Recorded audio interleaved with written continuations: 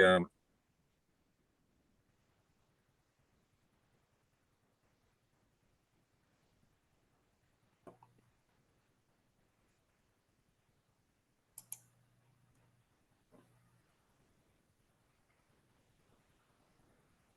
Hello, everyone. We're going to give everyone a few minutes to log in here, and then we'll get started. Thanks for joining.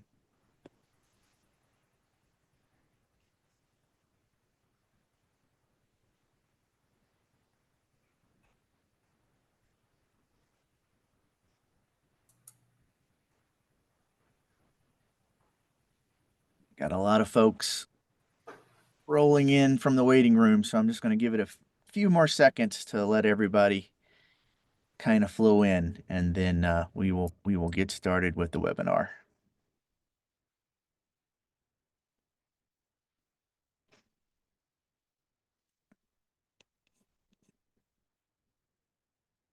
Okay, looks like we've got folks still piling in, but I want to be cognizant of everyone's time and get rolling. Welcome. My name is Jason Domingue. I'm the CMO of Gembah, and I am going to kind of walk you through some housekeeping, introduce you to our panelists, and get you set up for what we're going to be talking about here today. You'll hear me say from time to time, next slide, because we've got somebody helping us with that. So without further ado, let's start. Go on to the next slide, please. So just a quick introduction to who we are at Gembah. We're an end-to-end product development and manufacturing company. We can take your idea from the back of a napkin all the way to a shelf on the store and pretty much everything in between. So we start with research and ideation where necessary, design and engineering, and then we have another part of our company where we do sourcing. You can see all the areas that we're in. We're actually uniquely positioned to be talking about these tariff changes that are happening right now because we, for the last 7 or 8 years, done a ton of manufacturing in China, Vietnam, India, Mexico, to name a few. And we can help anyone from, like I said, starting from scratch to you've already got your design and you're just looking to get matched with the factory. We've got thousands, as you can see here, of experts and vetted factories in our network. You can do all of that or stop at any stage in between. Next slide. This is our NASCAR slide, as you always see on these calls. The reason I put this up here is I wanted to make sure everyone on the call knows we work and talk with, and I imagine in the audience right now, companies of all size. So from solo entrepreneurs and founders to startup companies who have recently been funded to established product brands, as well as very large Amazon sellers. So we can meet you where you are and kind of help all along the way. Next slide. Why are we here today? There's a lot going on, causing chaos. This is not a session where we're going to talk about why this is happening or if we even agree with it or don't agree with it. There's plenty of places you can go and get that content.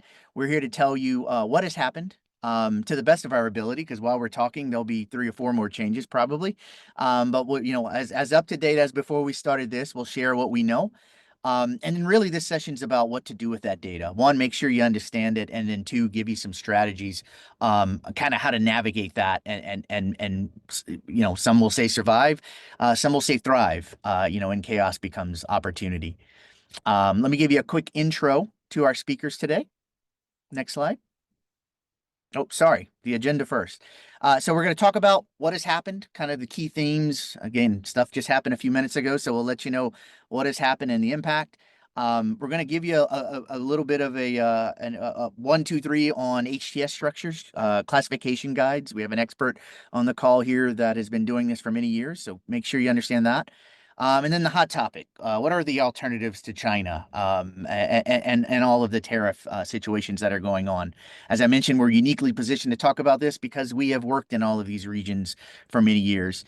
Then last but not least, how to build that supply chain resilience, what to do with this data, what's the next steps, what's the go forward. Want to leave you with some thoughts and some things you can do, not only just to learn about these things. Next slide. Now I'll introduce you to the speakers. So we have Henrik Johansson. He is our co-founder and president at Gembah.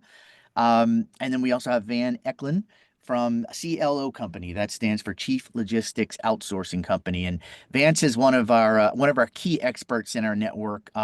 We've been working with him for years, and he pretty much touches all of our sourcing journeys. And so what you're going to hear from him today is stuff he helps to apply, to our clients' projects when we're trying to figure out the best match for them, not only on region or unit economics, but now all this tariff navigation that we have to have.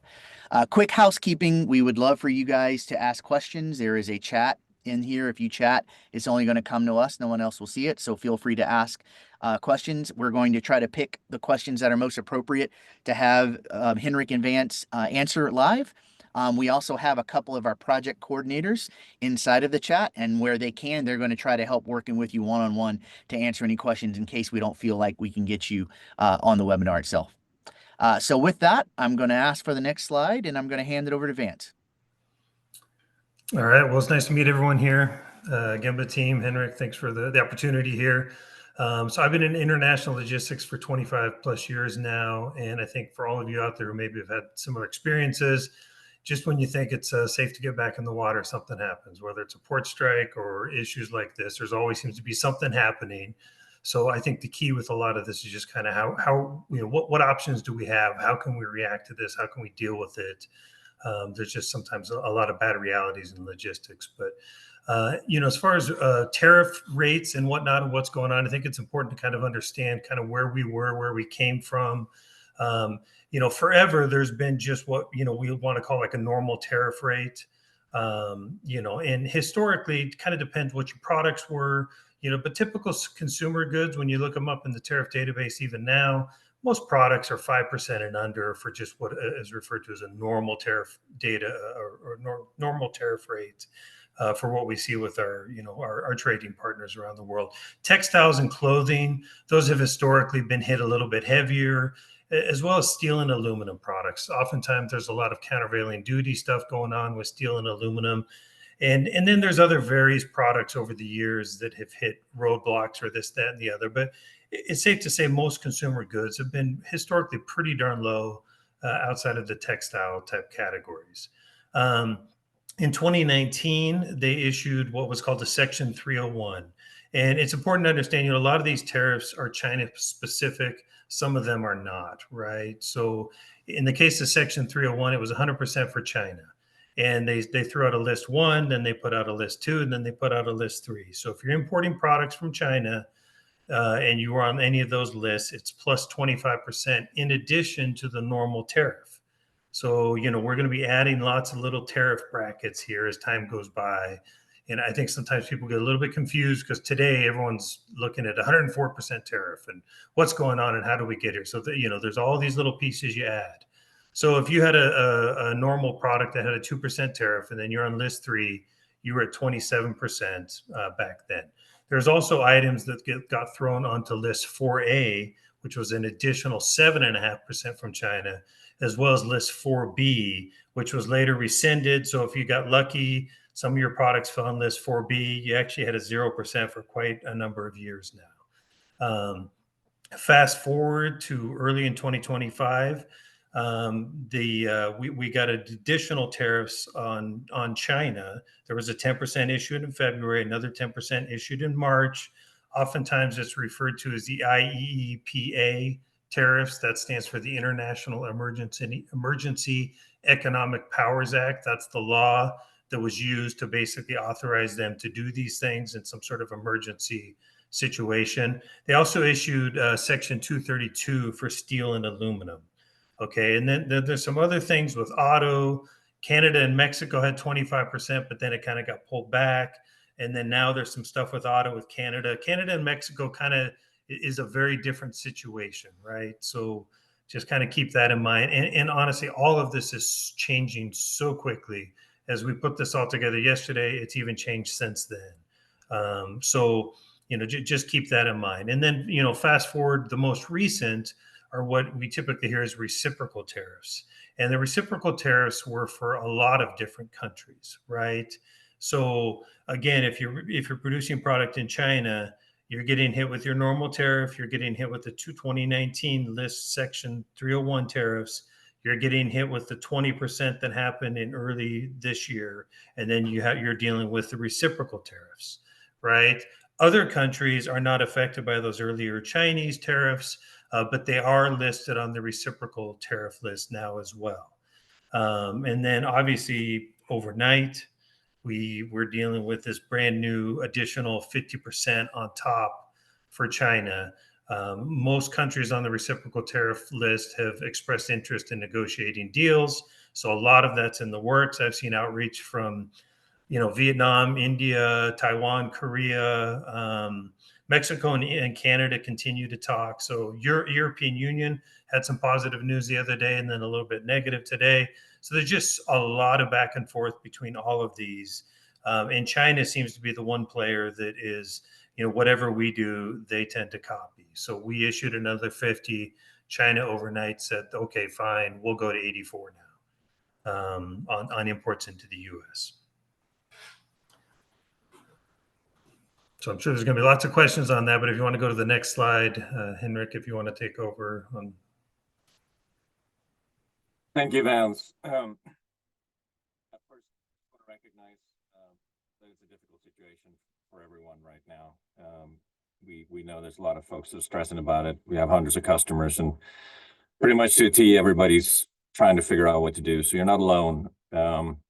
Also, there aren't any easy answers. We're going to try to provide the best steps we think we recommend. But it's going to take a while for all these things to sort out. But I think an overall message is don't panic. It's hard right now not to panic, seeing these costs, but also don't be complacent. Don't be paralyzed with what's going on, because there are steps we can take to start planning for what's ahead, even if you don't know exactly what's ahead. So here's what we're going to cover in the next few slides.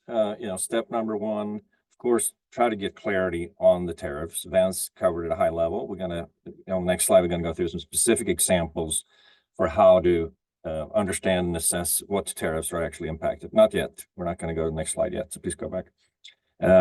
And then we're going to quantify the financial impact. Of course, once you have figured out this is the tariffs that apply to me, then how does that impact your bottom line? How are you thinking about existing inventory in transit, inventory that you're planning ahead? Once you got that figured out, then you got to take action, right? Or you got to decide if you want to take action. Are you going to absorb the cost? Are you going to pass it on to customers? Or are you going to do something in between? And are you going to do it for all your products, or depends on your product mix? And then finally, we'll talk about alternatives. This is more longer term as you start looking at potentially other sourcing regions. It's not something you can do overnight, but we'll talk about steps that you can start taking today. So that said, let's hand back to Vance and talk about a couple of examples of how do you figure out what the tariffs apply to you, and I'll let you take it from here, Vance. Yeah, sure, great. Yeah, so I think the importance of this slide here too, and just kind of talking about your tariffs in general. The tariff database, if you were to print it, which they kind of don't do anymore, but way back when they used to print that up, it's 1.5 feet tall. And there's just a massive amount of nuance in it, right? And so because of that, over the years, customers, importers, forwarders, customs brokers, all these people, when there's questions, they submit rulings to customs. So honestly, some of the first places I go when kind of trying to identify tariff numbers is I look at previous rulings, because customs kind of decide something and they rule on it, and then they run with it until they don't. And then sometimes they change it and they revoke previous rulings, and it gets kind of complex. So if you're new to importing and you don't know what your tariff numbers are, I would advise you the best thing to do is, number one, don't look at Google, because you're going to type this into Google and you're going to get 50 million different things. Don't ask your overseas supplier, because oftentimes they don't intend to be wrong, but their tariff classification systems are different, right? So they don't always get down to the fine detail that we do. And then sometimes, again, in the US, we have rulings that didn't apply to an overseas country. So especially now when tariffs are so high, a shift from one tariff to another can make a big difference. But most importantly, you got to classify your product for what your product is and for what US Customs views your product. I run into a lot of existing importers that come to find out years later they had the wrong tariff number. And sometimes the result is a positive financial impact, sometimes it's negative. But either way, if you're doing it wrong and you get audited, you're going to get into trouble. So my biggest recommendation, come to your Gembah team. I can assist as needed to, but make sure those tariff numbers are accurate. Make sure we do all the research necessary, check previous rulings, get with licensed customs brokers. We really want to make sure it's accurate, because if you're not dealing with the accurate tariff, you're kind of lost. For some items, it's not a perfect science. There's just some listings and some subsections and some headings, you're not going to find your product. So what do you do? How do you deal with that? If you want, you can submit a binding ruling to customs to get them to rule on it, or we can get to a level of confidence. But there's sometimes we classify a product and I have to tell them, hey, I'm 98% sure this is accurate, but we just kind of don't know. If we want to get to 100%, we're going to have to write a letter to customs. So those are options, but just on a basic level to the tariff classification codes, there's chapter headings. That's kind of the first spot you want to go. Try to figure out what your chapters are, which section you're in. Then you get into headings, then you get into subheadings, and then it kind of whittles down to the final four numbers from there. And again, if you've never looked at it, there are some rules on how things are supposed to be classified. Oftentimes the use of the product is very, prominent in how you classify it. Sometimes it's more about the materials, how it's made. In the case of textiles, is it woven? Is it knit? Is it crocheted? Is it 100% cotton? Is it polyester blends? So, classifications on textiles get pretty complex. But again, I think the most important aspect of this is just make sure you have good information and you're working with what your tariff numbers are moving forward. You don't want an audit. You don't want to be using the wrong tariff numbers. You don't want to be overpaying as well. I've seen that a number of times where people just, they relied on overseas. China gave them some sort of tariff number and it turns out it's wrong.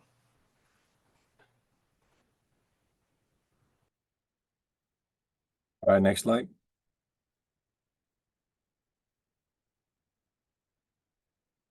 So Vance, do you want to walk through sort of the process and Yeah, sure. the example? Yeah, so here's some practical examples, some products we looked at. Just a stainless steel water bottle. In this case here, it's important to notice when you jump from a stainless steel to just some sort of other steel, the tariff number shifts quite a bit. So it kind of shows you the nuance on here. But this is an example of a water bottle we probably all have sitting in our cupboard or sitting on our desk right now. And we just ran this scenario from China. It has a normal tariff rate of a 2%, and it has Section 301. It was listed on 4B, so the people importing this have been lucky the last few years because there's no additional tariff there. But then it gets hit with the new IEEPA plus 20%. And in this case here, this product falls under, this tariff code falls under Section 232 of the additional steel tariff.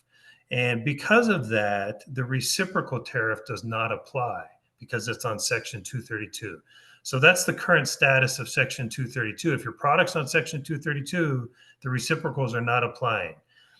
I don't know if I expect that to hold because all of a sudden steel and aluminum products are kind of falling under the radar and not getting hit as much with the reciprocal, but that's where we're at right now. So that's where we come up with a total tariff of 47%. It is important to point out as well that there is a tax, right? So those of you imported before, there's an MPF and an HMF. We're not really talking about that here just because it's always been there. Together, the two combine to be 0.4714%. The HMF is only applicable if you're going on ocean. It's not for air freight. So basically half of 1% is tax, and it's been the same for quite some time on that. That's not really changing. So. Next example, next slide. Okay, next example is a backpack. And again, here, this is a textile. So, what it's made out of matters, right? So in this case here, we just said it's man-made fibers. Bags for customs purposes don't get any more specific than that. They don't care if it's a polyester or whatever the man-made fiber might be on there. It's considered a man-made fiber, falls under Chapter 42 in this case. Bags have always been hit pretty heavy. They've always had a 17.6. Some of them get a 17.8% normal tariff. And then they fell on list 3 and had a plus 25%. Now it's gets a plus 20% on the new China February March tariffs, and it also gets hit with the 34% reciprocal tariff. So this takes this up to a whopping 96.6%. And so on that reciprocal tariff, just if I can real quick too. So you're hearing a lot of people say 104%. We're at 104%. So the 104% is coming from the 20%. It's coming from the 34%, and then now an additional 50%, which is not represented in this slide. So it's the 20, 34, 50 is what's getting us to this 104. So popular media kind of doesn't break it down, right? So if you thought it was 104% on top of everything else, that's not correct. So assuming this all goes into place, which, again, there's a little bit of this lag between executive orders and law actually hitting the federal registry. So customs brokers and everyone dealing with this are scrambling of like, when does this apply? How do we code this in the system when we're clearing entries to get the proper classifications, the proper reciprocals? The government doesn't react that fast. And so the executive orders kind of take a little bit of time to hit. So it looks like the additional 50% is going in place. We didn't represent that in this slide, but that's just kind of how we got to the 104%. So and another important point on the bags too that I'll point out too, we see a lot of customers that have bags that house a product. So maybe you have some exercise equipment, an elastic band, and a jump rope that goes inside some sort of tote. Maybe you have a chair that goes inside some sort of bag. Okay, when you bring those products inside the bag, customs views that seat inside of a bag. If you imagine like one of those outdoor, chairs that we all have that come in a bag, customs views that as a seat. They don't view that as a bag. However, if you bring in extra bags, because you got 100 seats and then all of a sudden you got 20 extra bags for replacements, you're going to be declaring those bags as a bag tariff and not as a seat tariff. So when you contain products with a bag with the product that it's used to, whether it's exercise equipment or bag, we're going to be using those exercise equipment tariffs unless you ship and bag those separately. Customs has rules about what they call kits being put up for retail sale. So, when you have this kit, what's the overall function of that kit? And so there's some rules of determination to try to figure out what is this product can be classified as, because it's kitted as a retail unit. So it's kind of important to notice about bags. Cardboard boxes is the same thing, right? So just think of it that way too. You bring in a product with a cardboard box, sure, there's a cost to that cardboard box, but it's buried in the product cost. But if you bring in a stack of extra cardboard for replacement cardboard, that cardboard is going to get tariffed as cardboard, not as the product that you're importing it as. That's great. Thanks, Vance. And, is it fair to say that customs are going to be more diligent than ever going forward? Is that your impression? Yeah, I think so. I mean, we've seen it already in the past with the Section 301 stuff from China. We saw a lot of people in Vietnam. I don't know why, but Vietnam tended to be the country. You had a lot of Chinese manufacturers just shipping stuff to Vietnam and then changing the country of origin. Country of origin doesn't change on a product like that. Country of origin, if it's made in China, it's made in China. The only way you can change country of origin typically is if there's a tariff shift, or if you're getting more complex products where you combine, like Nike shoes. I know, for instance, they combine, there's 7 or 8 countries of origins on that product, and it's assembled a different place. And those get real unique. Lawyers get involved. It gets pretty complex. But for the most part, you can't take a bag from China, ship it to Vietnam, slap a different label on it, and say country of origin is Vietnam. Customs is very wise to that. They see the shippers that are shipping out of Vietnam, and you'll have a furniture shipper in Vietnam that all of a sudden has textile bags, and you're going to get a red flag. They know, they see it. And, that's really over the line. I mean, that's fraud, right? So it's all highly illegal. You'll get shut down, criminally prosecuted, fines. I mean, you don't want to do that kind of stuff. And as an importer, you want to make sure you do your due diligence to know that that's not happening, right? So you're expected to do due diligence to make sure that your product's just not simply being transloaded at a third port. So nuances on tariff shift classifications. If you get into that, if you have products like that, contact your Gembah team members. We can help you get into that and figure out what that is. Unassembled products, that kind of stuff. Unassembled products coming to the U.S.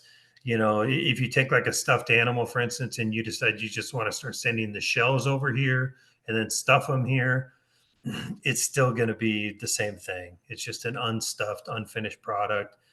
The tariff hasn't shifted. So again, if you have specifics on that, it gets pretty nuanced. We can help you with that. Yep. Yep. And whether you go to Gembah or whether you go to a customs broker, I do recommend seek help, because this is complex, particularly if you have more complex products. You've probably seen in the media that people love to show the iPhone and speculate how much iPhone's going to be, how much more expensive. I borrowed this from Wall Street Journal. Basically the rough math here. This is the entry level iPhone. It sells for about $1,100 right now. The cost to Apple is about $550, so they're operating about a 50% margin. Based on this estimate, the new tariffs would add, and this is also before the extra 50%, but just adding the 54%, it adds about $300 to it. And assuming that Apple want to maintain their margins to keep their shareholders happy, they would have to increase the price of that phone with about $600. Right? So a phone that costs $1,100 today would likely cost $1,700.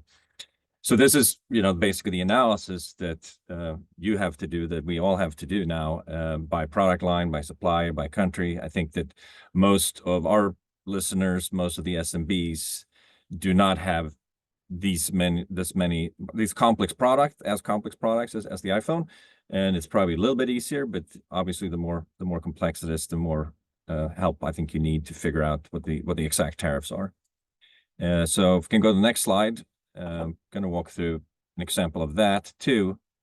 And I apologize if this is too basic for some of you, but thought it was important to still walk through what is the formula, to what amount is the new tariff applied, right? So when you're looking at your importing products, you're looking at the landed cost, which is the product cost, including shipping duties, tariffs, insurance, handling fees, etc. So the tariff is only applied to the product cost, right? The actual hard COGS. So if you're looking to calculate the new landed cost, it'd be the old landed cost plus the tariff increase times the product cost, right?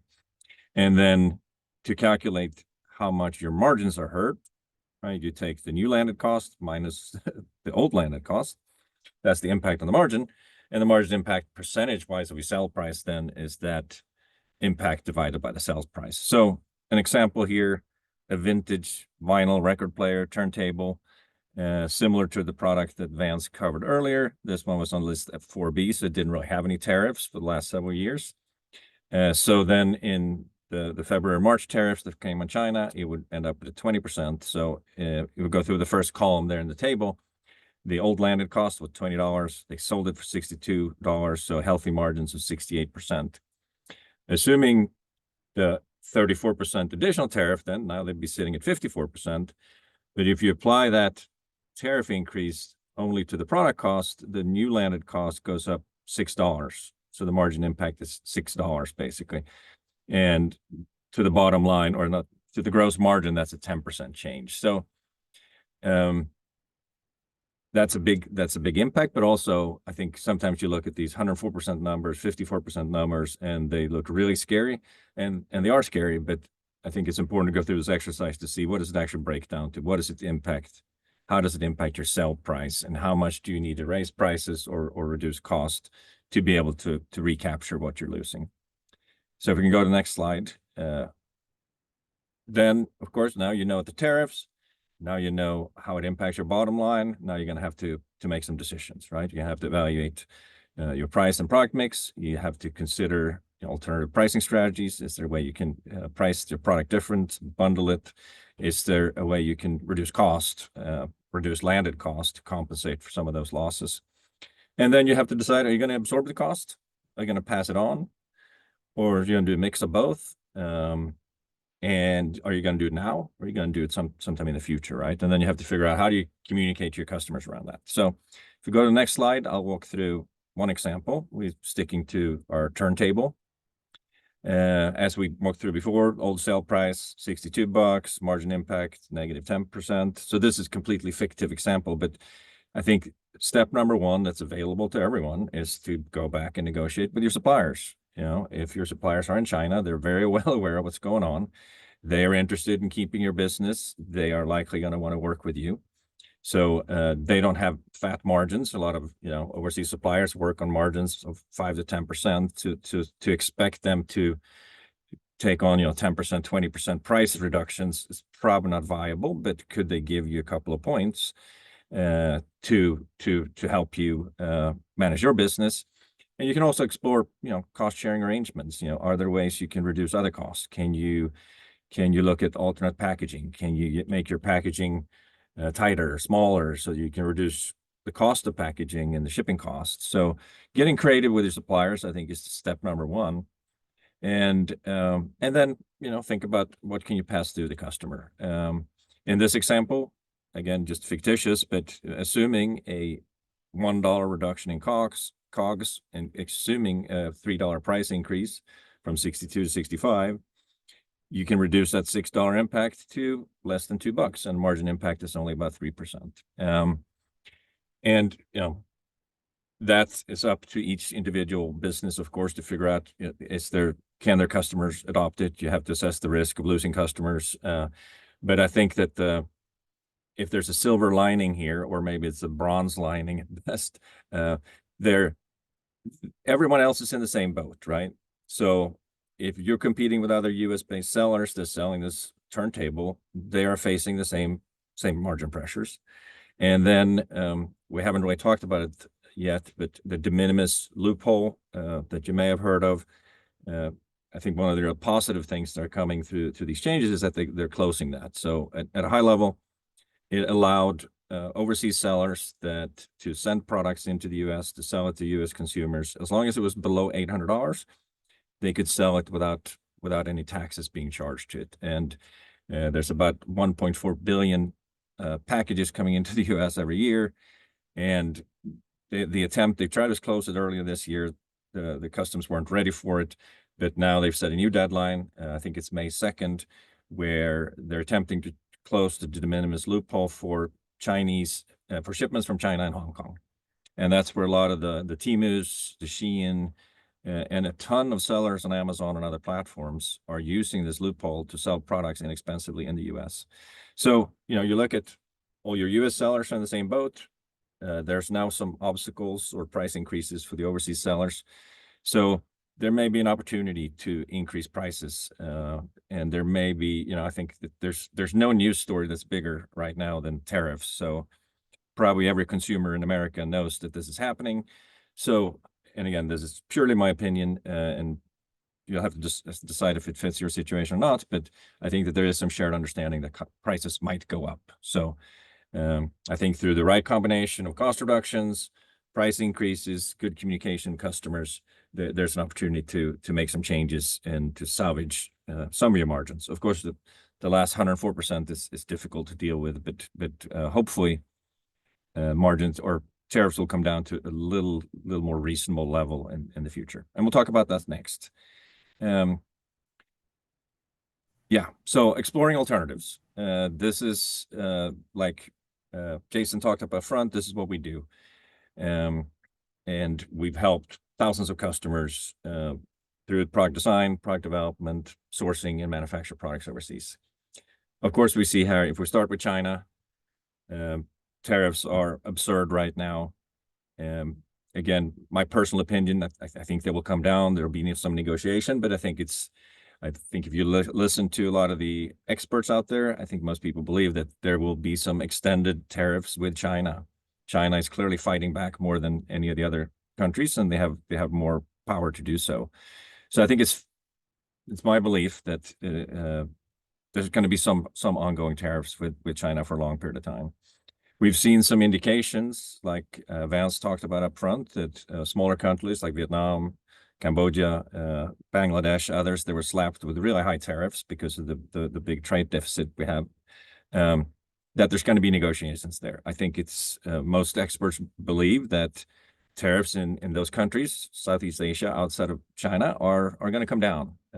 We don't know how far, we don't know when, but I think that if I was a betting man, I would bet on that's going to happen in the not too distant future. Personal opinion again. And India, we're super excited about India. There's a lot of opportunities there. I was recently traveling in January to our offices in China, Vietnam, and India. There's tremendous opportunity there, low labor costs, and you just have to be aware of what products that you can source from different regions. China is unparalleled in the breadth of products, the sophistication, the logistics. So you have to carefully assess the pros and cons with different regions, and Gembah can certainly help with that. Finally, talking about nearshoring, onshoring, we've tried to help a lot of companies establish presence in Mexico for a number of different reasons. In Mexico has been difficult to get to work for a lot of SMBs. They tend to skew towards higher MOQs. A lot of factories or a lot of brands in the U.S. had early gone to Mexico, so a lot of the capacity in Mexico is filled up, and also they're not really set up like China to configure, exchange existing products, to work with small minimum order quantities, MOQs. And U.S., of course, that's what we would all love to see, affordable manufacturing in the U.S. I think that the reality is just that outside of a handful of products, it's very difficult to make manufacturing in the U.S. affordable, unless you have some branding advantage, that you have a made in the USA product that you sell to veterans.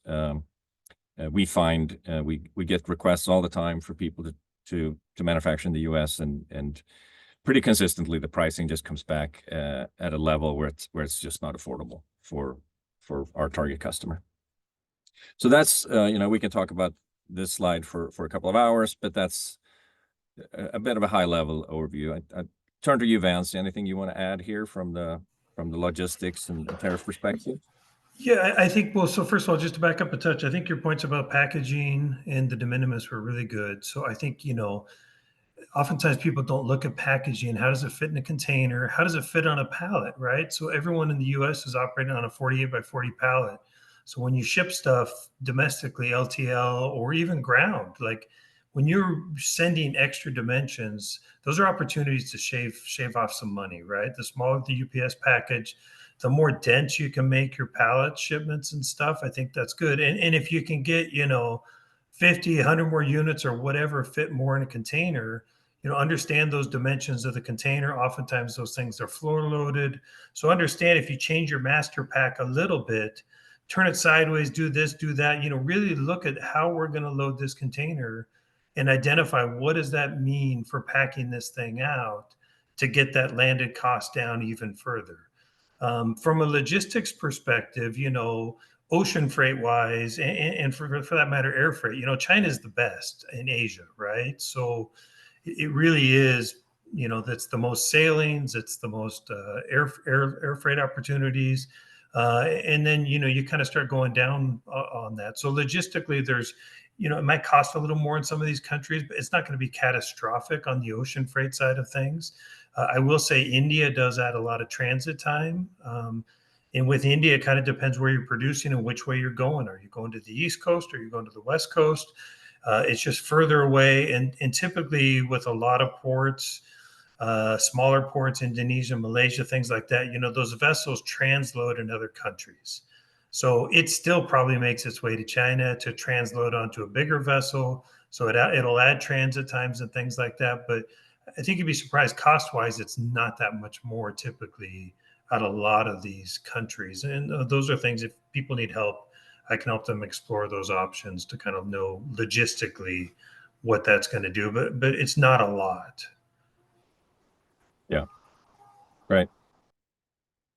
All right. Next slide, please. So hopefully this has been valuable. We're just going to end with some closing thoughts, and then we'll move to Q&A. As we shared, it's a tricky situation. It changes by the hour. We created these slides 24 hours ago, and they're already outdated as far as the tariffs. But like I said up front, I think it's key not to panic, but I think it's key also to not to be complacent or paralyzed. So longer term, many companies have done this already over the last years and decades to build supply chain resilience, to diversify your supply chain. It's dangerous. Of course, as a small business, it's hard to, you don't necessarily have the resources to do it, but I think that with this latest round of tariffs and with the outlook that we have, I think it's essential to start looking at supplier diversification. And of course, at that, looking at the total cost of ownership, what is it going to take to build up a new supply chain, to develop new tooling and such. So it's not obviously available for everyone, but I think it's just the cost of being in China continues to go up. Inventory planning is part of supply chain resilience. We didn't really talk much about that, but there's a lot of things you can do as far as consider additional inventory, looking at multiple stocking locations, potentially using free trade zones, which is a whole different topic that we'll cover some other time. And then I think it's important right now to look at doing some scenario planning. What's going to happen when you sit there and look at your P&L? You're breaking down these new costs and what does a good scenario look like? What's the most likely scenario look like? What's the worst case scenario look like? And start mapping out multiple scenarios and then identify what are the decisions you're going to make. When are you going to make these decisions? Because we believe that the tariff landscape is going to change a lot. It's going to change often over the next several months and potentially longer. So I think it's important to have a plan in place and not just sit and wait for things to happen. And finally, looking at total cost of ownership. Like we talked about, packaging, tooling, materials. What does it cost to do QC in different countries? Transportation, logistics. And what does it cost to own more inventory, capital, storage, risks. So I'd say going forward, it's a more complex environment. It's a riskier environment, but that doesn't mean that it's not a good business. We talked a lot about the silver or bronze lining. There are a lot of opportunities here. If you can get a head start, if you can find a new supplier that can make the products for lower cost with a de minimis loophole, some of the overseas competition going away. There's a lot of opportunity here whenever there's uncertainty. So that's all we had, Vance. I don't know if you have any other closing thoughts before we go to QA. No, I think that's great. I appreciate that. Yeah, I think we can go to QA now. Yeah, and apparently there's some breaking news happening right now. We don't have all the information, but my Slack channel is going off the hook. What I'm hearing is Trump is giving a 90-day reprieve to some of these things. I don't know exactly, so I'm just paraphrasing. But to Henrik's point, we've changed these slides almost 5 minutes before just to capture stuff, and during this, a big news breaks. So it sounds like it's focused on China. He's raised, I think, again, a bit more on China, but giving a reprieve on the other stuff. So we'll have more information. We'll certainly share it as it comes out. But to the theme of the webinar, it's an ever-changing dynamic. So we've got 15 minutes. I'm gonna try to get through these questions here. And I appreciate everybody sharing these. And please know, and we have it on here too, we're still around after the call. sales@gembah.com. You can call us at that number or just go to our website. There's tons of places where you can book a meeting and talk to us directly. First question for you guys. The tariffs, will they affect only be limited to freight forwarding, or is it also upon the Ex Works pricing cost as well? So historically, if you're acting as importer to the U.S., your freight costs are not tariffed. So if you change the shipping terms, then that lumps it in there. But the freight costs don't apply to that. So if it's Ex Works or FOB, the freight cost is not included in that. So don't never bury your freight cost in your product costs. You don't want to, because if you do that, you'll pay tariffs on it, right? Awesome. Thank you. Another one. Can we import from China to Mexico and then bring across the border? I assume they are asking, No, does that help you? you can do that, but you're not going to avoid anything. Okay, so country of origin on a product never changes. A lot of people, what they were doing is they were bringing product to Mexico like that, and then they were sending across de minimis shipments. But now the de minimis shipments are going away, so can't do it. It's not going to change the country of origin. Mexico has high tariffs as well, so you're probably going to be dealing with some high tariffs down there too. All right. Do other countries recognize the same HS, I think T codes as the US for the purpose of exporting goods to the reciprocal tariff country?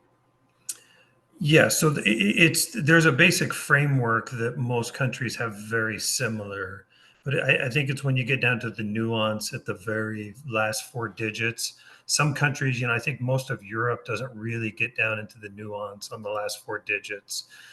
Ultimately, you as the importer of record into the U.S. are responsible for proper tariff classification at time of entry. You're the importer of record. That's who customs is going to go to if you make a mistake, right?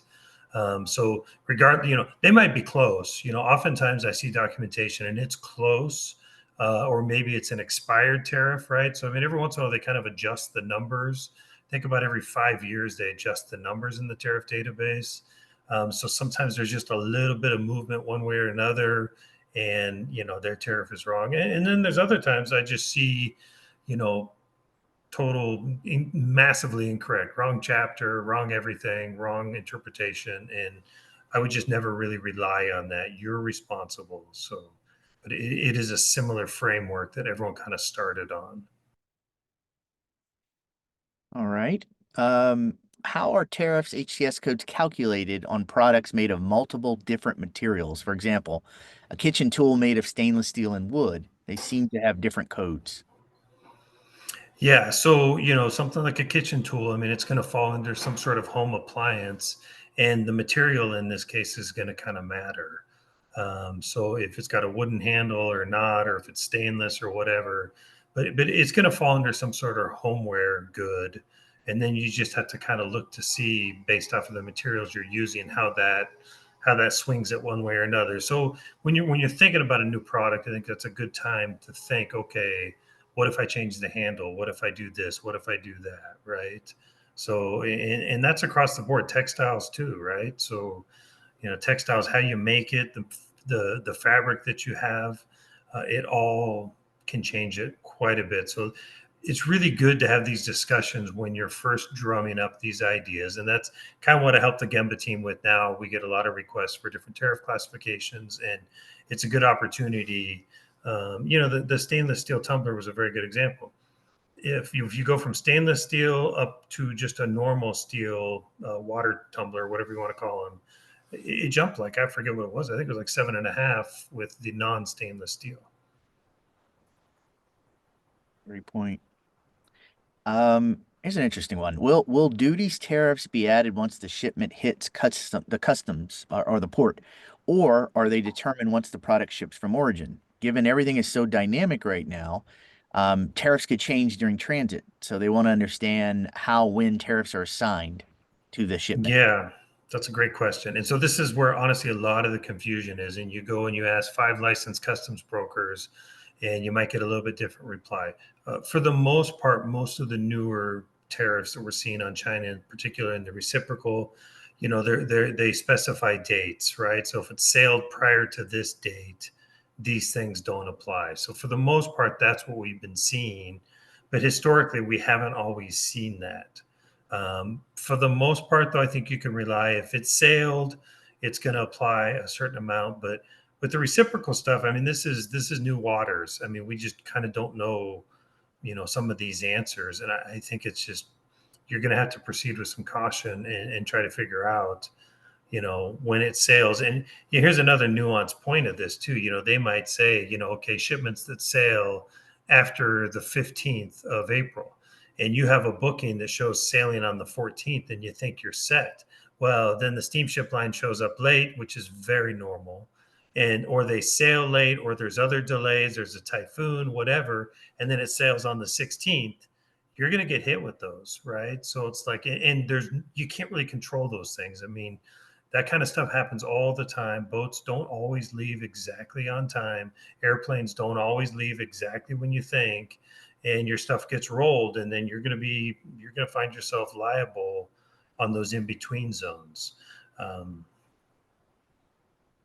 Yeah, I think this question is very similar, but I want to ask it and make sure it doesn't pull out a different answer from you. So, with orders that are about to be shipped any day now from Asia, do we just take in these tariffs? Is there no legal alternative or ways to be smarter or rearrange the transit somehow? And this person makes a good point, probably a question that everyone is thinking about right now.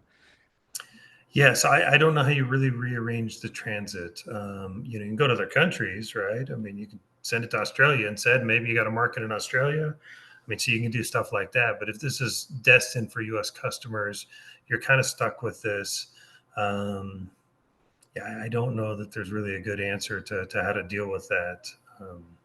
Can't really change the product. The typically with all of these tariff increases, there's an exclusion period where you can file for exclusion. So with Section 301, there was a bunch of exclusions that were issued. I have not seen if there's open exclusion requests yet. So normally they kind of open up a period of time and they'll say, hey, there's 120 days to file for an exclusion. I have not seen any details on that yet.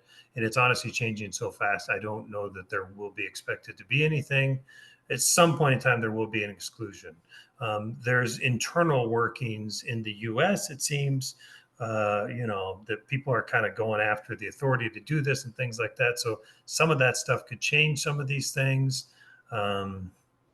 It's a little dicey right now. I do think, kind of like what Henrik said, and what we've been seeing out there with this recent news Jason mentioned too. It seems like a lot of countries outside of China are playing ball and they're coming to the table. So, if you do have the option of maybe not, maybe sitting on your product a little bit, maybe waiting to see how some of this plays out, maybe that's a good thought, right? And get into the specifics. If there's a 90-day reprieve, I don't know what that involves. So I think there's just a lot of decisions to be made. But again, you just have to know those risks. Boats don't sail on time.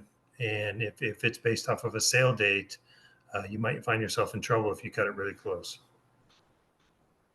One last question I have, just all I have is what about Pakistan? I guess they were wondering if what the tariff situation looked like for that country. I think Pakistan's on the reciprocal. Are they on the reciprocal tariff? I didn't pay attention. I think they are. Um, you can ship stuff out of Pakistan. I mean, they have an ocean port. It's, if you can source there, I think, I think the challenge with a lot of this is China makes a lot of stuff, and a lot of other countries don't make that stuff. A lot of other countries may not make those minimum size batches for smaller customers. So I think that these are challenges, and I don't know the types of products Pakistan is making. I think they're having textiles and some other things like that, but I think it's just a country by country basis, and you got to kind of look at them all individually to answer those questions. Yeah, one last question in here, and I'm summarizing a little bit, but basically it is, you mentioned earlier, don't Google this stuff. That's not the way to go figure out your code, your correct codes, but they are wondering, is there any other way that they can kind of manage this themselves versus hiring someone to help with them? Obviously, that is one of the things Yeah. we suggested before, but if they don't have the funds or the manpower right now to get that done, what's the next step up from just Googling it? Yeah, I mean, I think there's a lot of expertise in properly classifying your products. All of these things are available online. The Department of Commerce has the tariff database online. There's a Section 301 lookup. You can access other materials online via the government or other entities. Again, the government is slow to put the new stuff in place.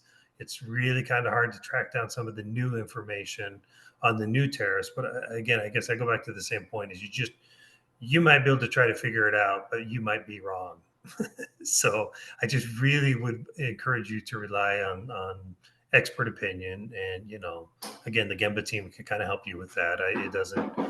It's typically when I see a new product to classify, I mean, it's a 20-minute to a half an hour, or even longer process. There's a decent amount of work, and I've been doing this a long time, and you just have to be very thorough to make sure you're not missing something. You can find tariff classifications that appear correct on the surface, and then you start diving in a little bit further and you find out they're not, and then you might be unpleasantly surprised.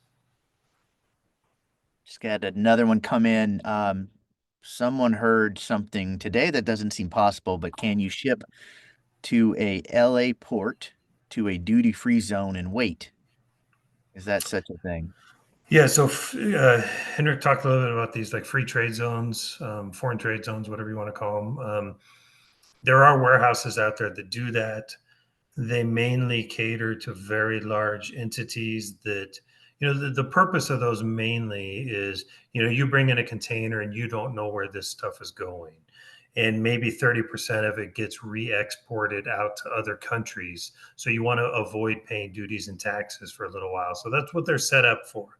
The setup of them, the maintenance of them, the cost of them is very high.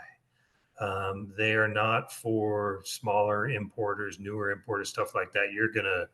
You're just gonna have a nightmare. And but that is a way, and that's a game a lot of the bigger importers play when they know a high percentage of the product is going to get re-exported. So you can essentially sit on it. There are rules to how long you sit on it. You can't sit on it indefinitely. I don't remember the exact number of days, but there's a point in time where you have to clear customs. So they are out there. If you're not massively big, you're probably going to find that it's not worth your time digging into. All right.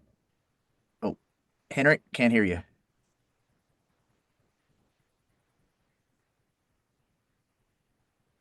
No, can't hear you. Apologies. You're muted right now.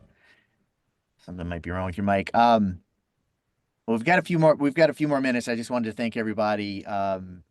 We had scheduled this only for an hour. Really appreciate it. Great turnout. We were overwhelmed by the responses, so we will more than likely do something like this again. And in 30 days, it'll be completely different. So we'll have a whole slide deck worth of content potentially. Again, I still see some questions coming in. I apologize. We won't have time to answer them live, but our team hopefully is getting in touch with you. If you aren't in touch with any of our reps, here are the ways to contact us. We're ready to go. I did see somebody ask who is the best person to help verify these HTS codes are correct. You're looking at them on the screen. There obviously there's many folks that can help you, but we've got tons of experience here on the team, and it's something we do a ton of. So we'd love to help you. Even if you don't become a customer, just guide you in the right direction. So again, thanks so much. This whole video will be in your inboxes within a few hours. We just have to let Zoom process it. And appreciate the time. Thanks so much. Bye-bye.